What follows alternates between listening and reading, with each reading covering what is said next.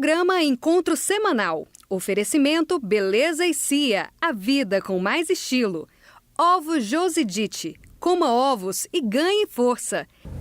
Olá, seja bem-vindo ao Encontro Semanal. Neste programa você vai ver uma reportagem sobre o concerto sacro apresentado pelo Coro Sinfônico Jovem de Goiás no Seminário Santa Cruz e uma entrevista com Fábio Borges, humorista católico.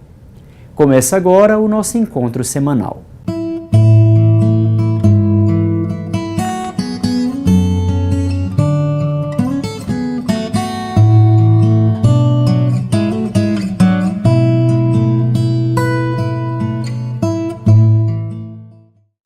Ontem, a Igreja Católica comemorou o Dia dos Fiéis Defuntos. Acompanhe a reportagem com a cobertura das celebrações nos cemitérios da Arquidiocese de Goiânia.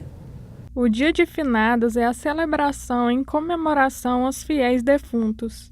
Especialmente nessa data, os católicos costumam visitar o cemitério e rezar em sufrágio pelos seus entes queridos. A Igreja todos os dias celebra a comemoração dos fiéis defuntos.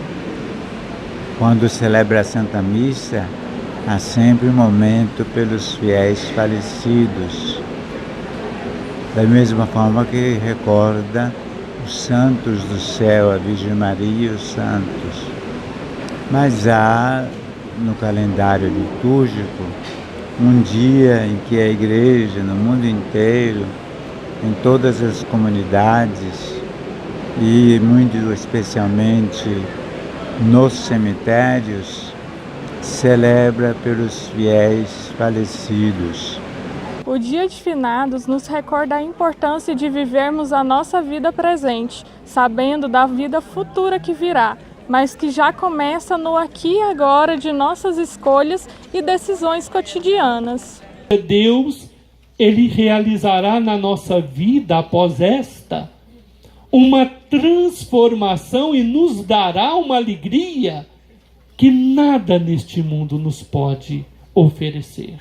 E é por isso que aquela alma que conhece a Deus e que está em Deus nunca abriria mão de Deus para voltar para esse mundo nesta miséria. E Deus nunca a enviaria de novo, porque ela já está com Ele no amor. Para o Dia de Finados foram preparados 200 leigos de diversas paróquias para estarem presentes nos cemitérios da Arquidiocese. Faço parte da paróquia São Francisco de Assis, que é o Vicariato Centro. Então a gente teve a formação que era para a gente estar auxiliando nas celebrações e também na entrega de folhetos, e também, se as pessoas precisasse, a gente poderia ir até o túmulo das pessoas e rezar em favor da alma e da encomendação também das almas que a gente poderia fazer. O Dia de Finados é um dia de esperança. A tradição de visitar os túmulos dos entes queridos é uma manifestação de amor que temos por aqueles que já partiram para a casa do Pai.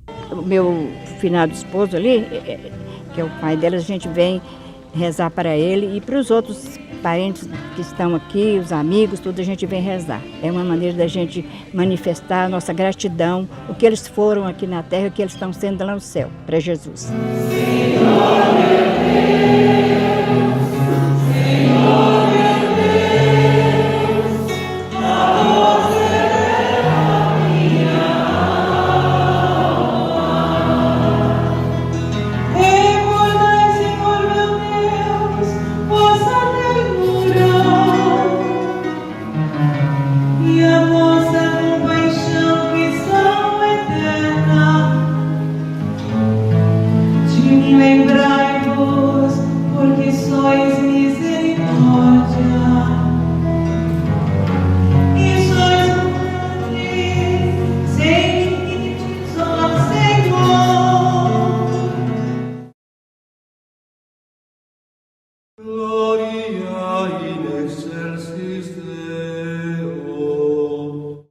O nome original desta celebração dos finados é Comemoração dos Fiéis Defuntos.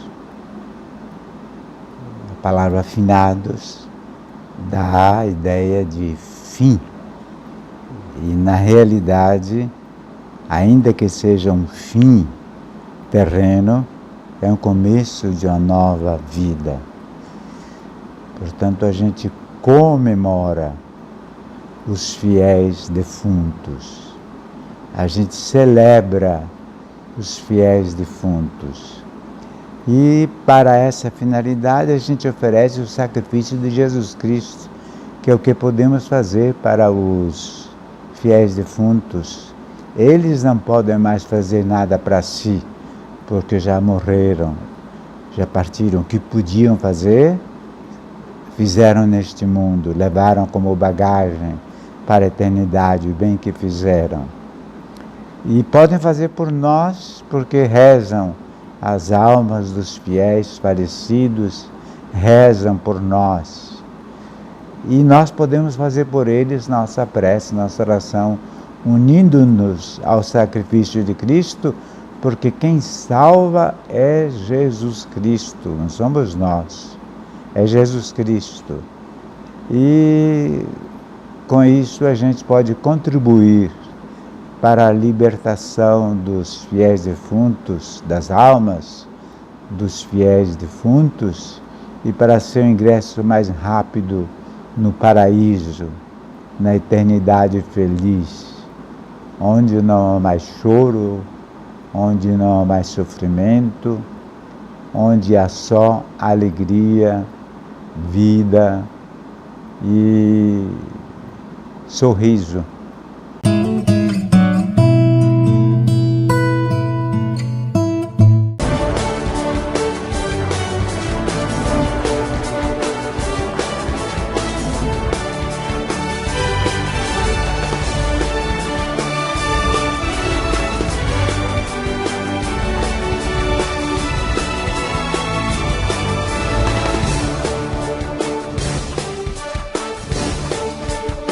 Ovos Josidite, qualidade e saúde para a sua vida.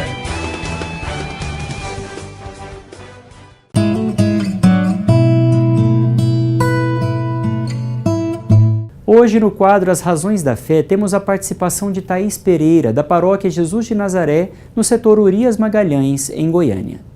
Oi, Fábio, tudo bem? Eu queria saber sobre os espíritos, se eles existem e se eles intervêm nas nossas vidas. Olá, Thaís. Agradeço a sua participação. Esta é a dúvida de muitas pessoas e que podemos resolver sem dificuldade. Basta esclarecer os significados da palavra espírito. Na verdade, espírito é um ser incorpóreo, ou seja, sem tamanho, nem peso, nem forma, dotado de inteligência e vontade. Podemos destacar 3 modalidades de espírito: o espírito não criado, ou seja, o próprio Deus; os espíritos que vivem sem corpo, os anjos bons e maus; e, por fim, o espírito criado para aperfeiçoar-se no corpo, a alma humana. Os anjos são criaturas que Deus criou para sua glória e seu serviço. O seu ministério se realiza junto aos homens. Alguns se rebelaram contra o Senhor Deus por soberba. Estes são os chamados anjos maus ou demônios. Quanto à alma humana, ela é espiritual. Em cada um de nós existe apenas 2 componentes: o corpo, que é matéria, e a alma, que é espiritual. Assim podemos ver que o conceito de espírito é muito amplo. Quando falamos dele, temos que distinguir bem o tipo de espírito a que nos referimos. O espírito maligno ou demônio pode possuir o corpo de um ser humano e agir através dele, blasfemando contra Deus. É o que chamamos de possessão demoníaca ou diabólica.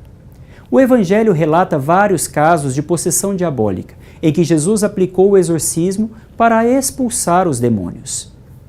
Em nossos dias, os casos de possessão diabólica são cuidadosamente estudados pela Igreja para avaliar a veracidade do fato e aplicar adequadamente o cuidado que lhe é devido. Em caso de verdadeira possessão, o bispo designará um sacerdote para realizar o exorcismo. Se for um caso de transtorno psicológico ou histerismo, será encaminhado para o devido tratamento. Acima de tudo, não devemos nos preocupar muito com este assunto. O mais importante é evitar o pecado, a única desgraça incompatível com a graça de Deus. Como dizia Santo Agostinho, o demônio é um cão acorrentado que ladra e só pode morder quem aproxima-se dele. No que diz respeito à psicografia, os espíritos atribuem não ao demônio, mas às almas humanas ou espíritos humanos desencarnados. Segundo as ciências científicas, na psicografia ou escrita automática não existe intervenção do além. Ela se explica pela combinação de dois fenômenos parapsicológicos, o nosso inconsciente e a sugestão.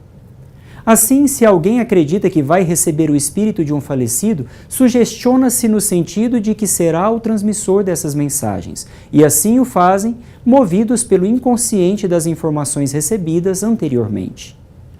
A Igreja afirma que logo após a morte vem o juízo. Por isso podemos afirmar que não existe almas que ficam vagando pelo mundo. Ou estão no céu, ou no purgatório em preparação para a vida com Deus, ou até mesmo na condenação eterna.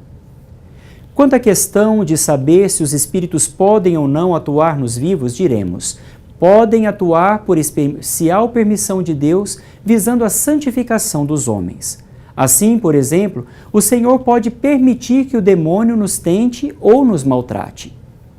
São Paulo, porém, nos diz que Deus não permite que sejamos tentados acima de nossas forças e quer que tiremos da tentação algum proveito para a nossa vida. Faça como a Thaís Pereira, envie para nós um vídeo com a sua pergunta para o WhatsApp 991749290 e esteja sempre pronto a dar a todos as razões da sua fé.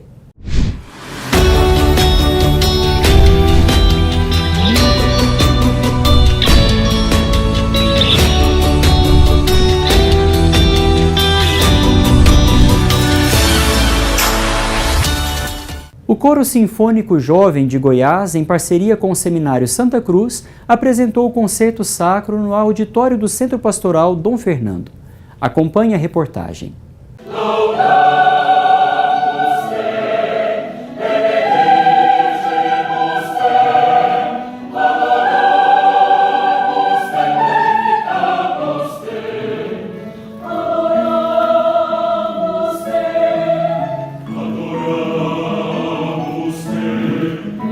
O Seminário Propedêutico Santa Cruz recebeu o Coro Sinfônico Jovem de Goiás para a apresentação do Concerto Sacro com as obras de Franz Schubert. Padre José Luiz, formador do seminário, fala que a apresentação musical é uma oportunidade de evangelização e cultura. Nós sabemos que Schubert escreveu mais de 600 obras, mais ou menos umas 600 obras. E ele começou exatamente numa paróquia.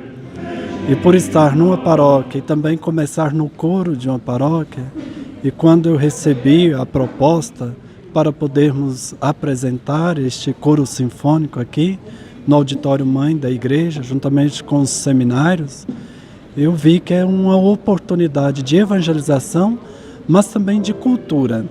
Um lugar, um espaço em que nós possamos realmente apresentar a riqueza da passagem da música clássica para o romantismo, que é o caso de Schubert. O Coro Sinfônico Jovem de Goiás, do Instituto Tecnológico Basileu França, foi criado há 4 anos e é formado por 48 vozes. É um trabalho gratificante. O Coro Sinfônico Jovem fez 4 anos agora, no mês de junho, e a gente já foi para a Suíça, né? A gente foi para a Suíça esse ano, representar o Brasil lá, cantando um repertório de música brasileira e tudo mais. Mas é gratificante, porque o retorno é sempre positivo nesse sentido, né? Tanto para a aprendizagem deles, quanto para o resultado musical e para a satisfação pessoal do maestro também. A jovem corista Jéssica está envolvida com a música desde a infância e nos conta a sua experiência em participar do Coro Sinfônico Jovem. É um grande prazer participar do coro, porque eu entrei quando eu era bem nova, então eu consegui uma oportunidade muito grande para um ramo onde é de gente mais velha, onde é de gente que tem a voz mais desenvolta, mais estruturada, e para mim particularmente foi uma honra, porque eu tenho a oportunidade de trabalhar com diversos repertórios que eu não tinha contato antes na minha vida musical, e isso realmente me deixa bastante feliz. A música expressa a beleza. O seminarista Breno França, da Diocese de Jataí, é músico há 16 anos e conta como a música pode ser usada na evangelização. Eu acredito que na evangelização a música tem o poder de desarmar os corações das pessoas. Tem o poder também de abrir a uma experiência do belo, né? Que é capaz de unificar tantas e tantas realidades diferentes nesse mundo que nós vivemos tão pluralista, né? Numa grande sinfonia, né? Cujo regente, cujo mestre é o próprio Espírito Santo de Deus. Participaram da apresentação seminaristas e pessoas da comunidade. Marlene Salles, da paróquia Nossa Senhora das Dores, estava na plateia do auditório e nos conta a sensação de assistir o coro. A música sempre nos ajuda a estar perto do Senhor, né? Ela faz com que a gente sinta uma tranquilidade, com que a alma faça com que a gente sinta mesmo assim leve, né, presente. A presença do Senhor, ela está sempre, né? Diz que quando a gente canta, quando a gente ouve, a gente reza 2 vezes. Então a sensação é maravilhosa.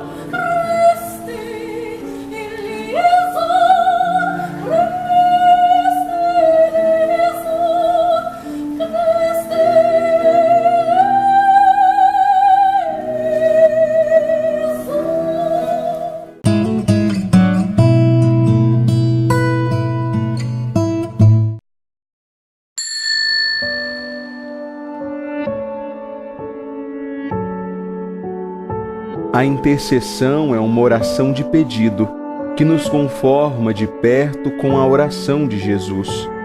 Interceder, pedir em favor dos irmãos, é próprio de um coração que fez uma experiência com a misericórdia de Deus.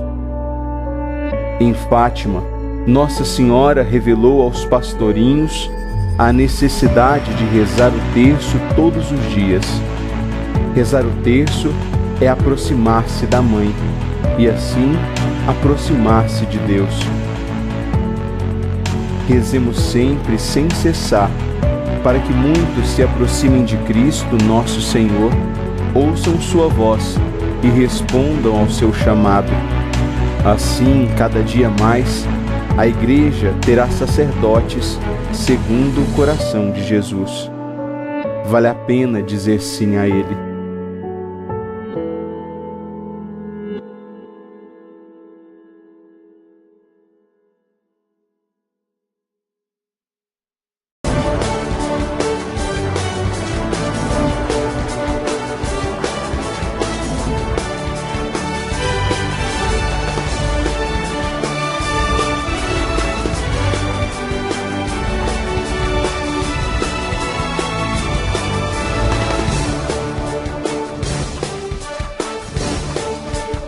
Ovos Josidite. Qualidade e saúde para a sua vida.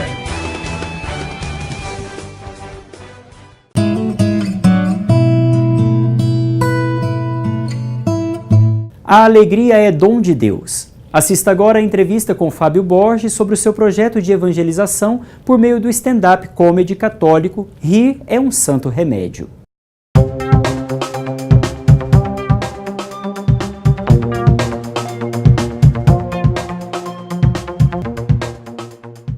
Todos nós amamos Nossa Senhora, né? Nós temos essa fé, esse amor por Nossa Senhora.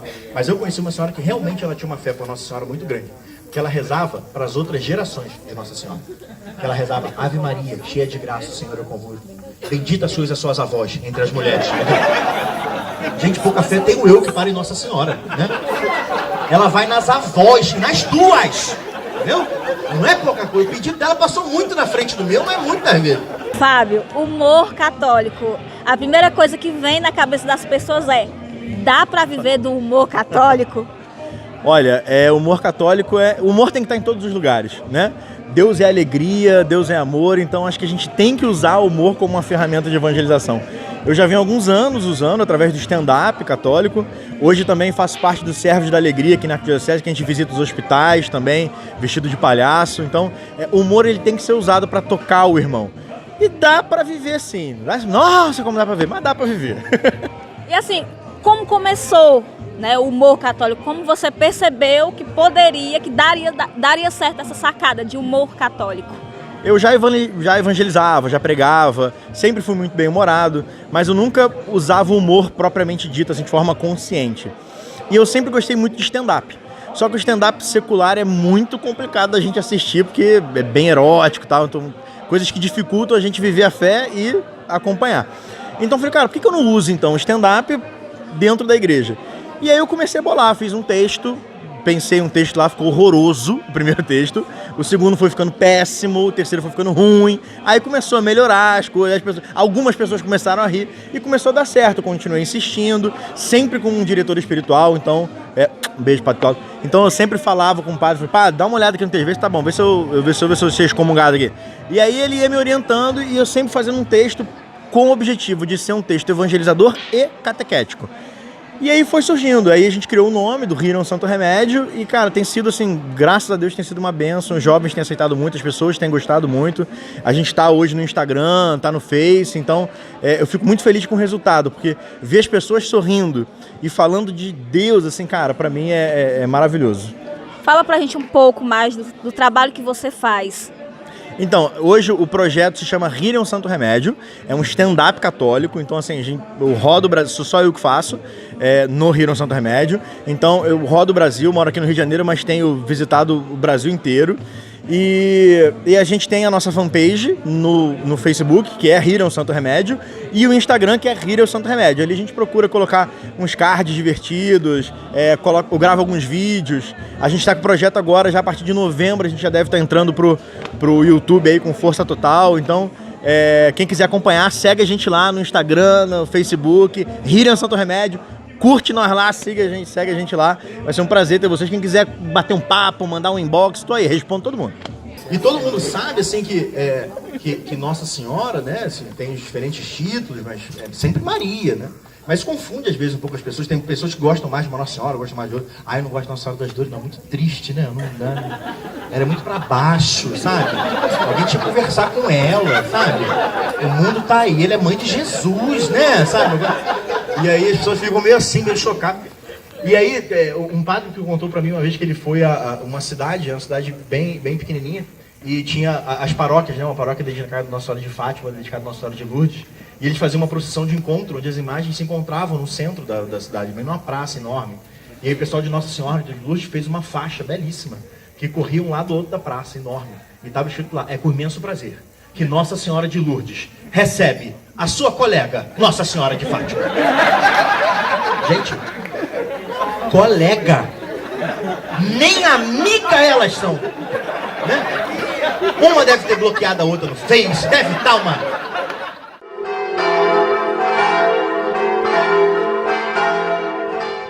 Tendo meditado sobre a virtude da humildade nos diversos aspectos da vida de Jesus, poderemos hoje e nos próximos programas refletir a partir do seu exemplo sobre como praticar a humildade em relação a Deus, em relação ao próximo e em relação a nós mesmos. A humildade para com Deus manifesta-se sobretudo de 3 modos. Em primeiro lugar, pelo espírito de religião que honra em Deus a plenitude do ser e da perfeição.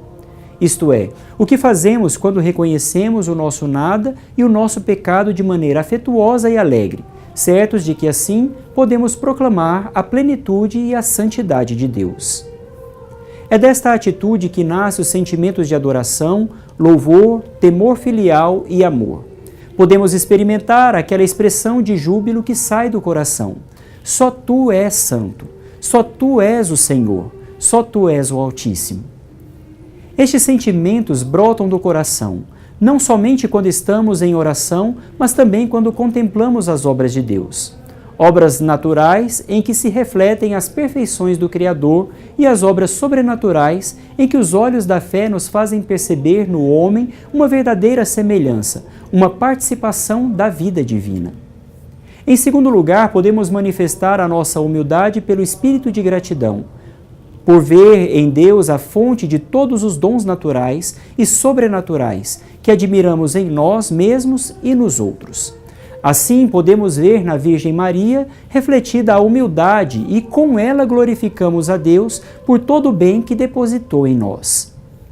Portanto, ao invés de nos envaidecer por causa destes dons, louvamos a Deus dando a Ele toda a honra que lhe é devida, e reconhecemos que muitas vezes o uso que fizemos destes dons o fizemos de modo indigno. Em terceiro lugar, a nossa humildade relacionada a Deus se dá pelo espírito de dependência, que nos leva a confessar nossa incapacidade de fazer, seja o que for de bom por nós mesmos. A partir desta convicção, jamais começaremos uma obra sem nos colocar sob a influência e direção do Espírito Santo. Assim, imploramos a sua graça, que pode remediar a nossa incapacidade. Particularmente isto que fazem os diretores espirituais, que no exercício de suas delicadas funções, ao invés de se tornarem soberbos diante da confiança dos dirigidos, confessam ingenuamente a sua capacidade e se aconselham com Deus em sua oração pessoal, antes de darem aos outros o seu parecer.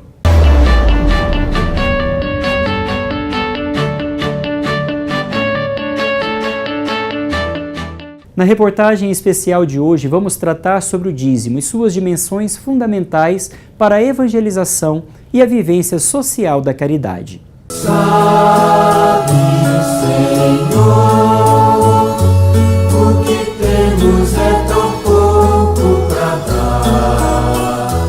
O documento 106 da Conferência Nacional dos Bispos do Brasil afirma que o dízimo expressa a participação da pessoa batizada na missão de anunciar o Evangelho da Alegria.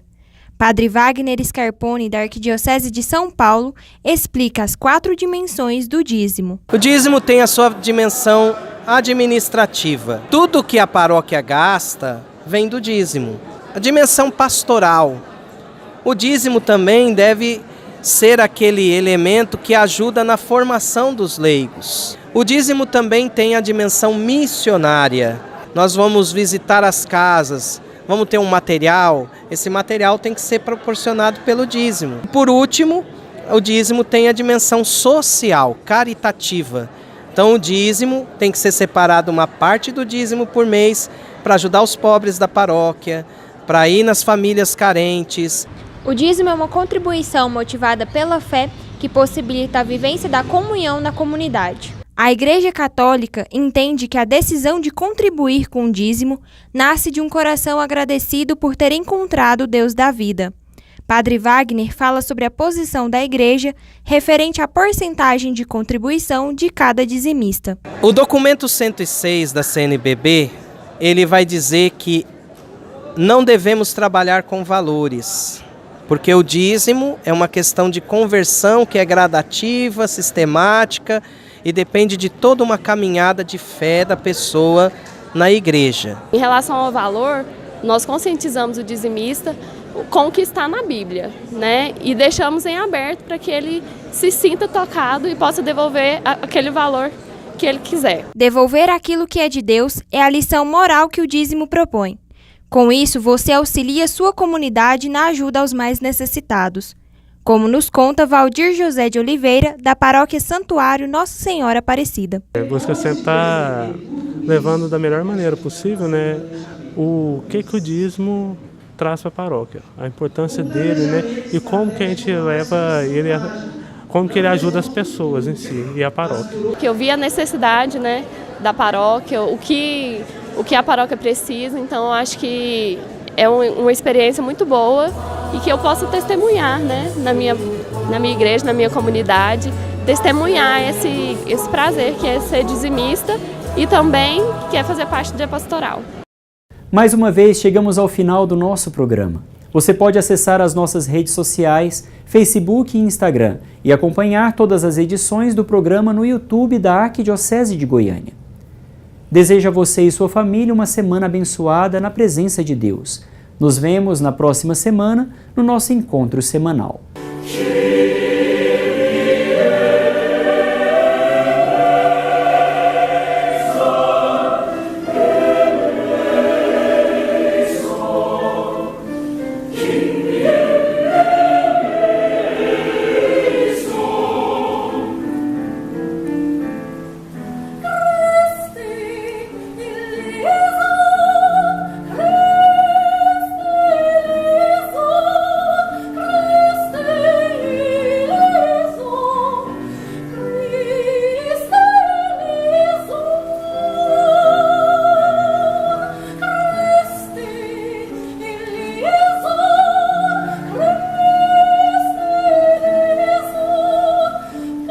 No próximo encontro você vai ver uma entrevista com Marcos Túlios, coordenador nacional da Pastoral da Comunicação.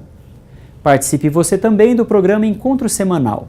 todo sábado às 8h30 da manhã e às 17 horas aqui na PUC TV. Programa Encontro Semanal. Oferecimento Beleza e Cia, a vida com mais estilo. Ovos Josidite. Coma ovos e ganhe força.